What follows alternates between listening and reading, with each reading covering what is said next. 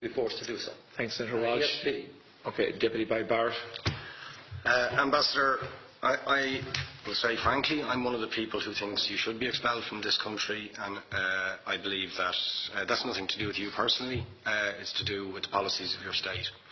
And I think, along with Desmond Tutu, that the time for treating you as a normal state is over, because you're not behaving as a normal state. And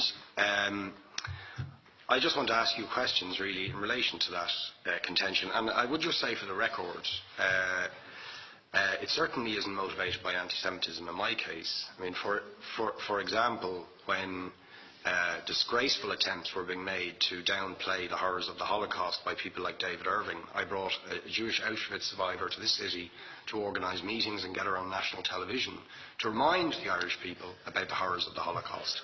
And I would do so again if anybody tried to downplay the horrors of what were done to the Jewish people. But it is precisely because I'm opposed to racism that I oppose what your state is doing and what it stands for. So I just want to ask you a few questions in relation to that. And I should also say, by the way, I lived for a year on Moshav Neot Hakikar in the Dead Sea in 1987, 2 weeks before the first Intifada broke out. That leads me to my first question. You have tried to cover over what you have done, the killings of innocent people in Gaza on 3 separate occasions over recent years, the seizure of Palestinian land and so on, by attacking Hamas. Now, why don't you just admit that Hamas didn't exist when the first Intifada took place? They didn't set up an armed wing until the early 1990s.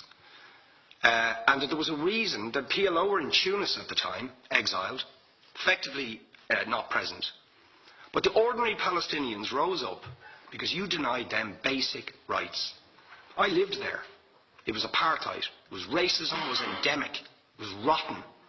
Absolutely, I was shocked within weeks of living there to see how you treated Palestinian people. And isn't it the fact that the law of return, which is the basic law of the Israeli state, is a racist apartheid law because it confers rights on Jews that it denies to Palestinians? It allows, for example, if I was Jewish and had never stepped foot in Israel, I could claim citizenship there tomorrow, but 6 million people whose origins are in what you now call Israel, who were forced out in 1947 or 48, do not have that right. Isn't that part of the reason why the Palestinians are in dispute with Israelis? Because you deny them the right to return to their homes and to their land and to their villages, and that they have a legitimate claim, even under international law, to return, but you deny them that right. Why do you deny them that right? And why do you give that right to other people who have no connection whatsoever with the land, whether you call it Israel or whether you call it Palestine? Why do you continue to seize land, if you're serious about Oslo and the two-state solution? Why do you continue to seize land, which under that agreement is land designated to be Palestinian land? 500,000 people, most of which has taken place since Oslo. You allow that to happen. Why do you allow it to happen if you're serious about giving this land to the Palestinians? It's absolutely extraordinary. And it just, are you not just taking us, Ambassador, for idiots? That you can say with a straight face, we're serious about peace, but while we're serious about peace, we're going to seize Palestinian land. And you expect the Palestinians to just sit back and do nothing about that. And the world to accept that that is an acceptable way to behave. And you asked earlier on, could we have some constructive solutions? Now you know what the Palestinian people have been asking for. Far less even than some people would ask for. Because I believe the whole apartheid system should be dismantled. But what they've asked for is to lift the siege of Gaza. Just to lift the siege of Gaza. Let them have an airport. Let them have ports.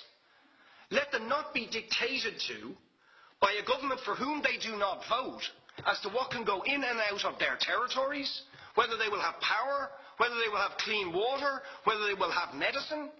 What makes you think you're allowed to have nuclear weapons and the 4th biggest army in the world and visit destruction on the people of Gaza, but they have no right defend themselves.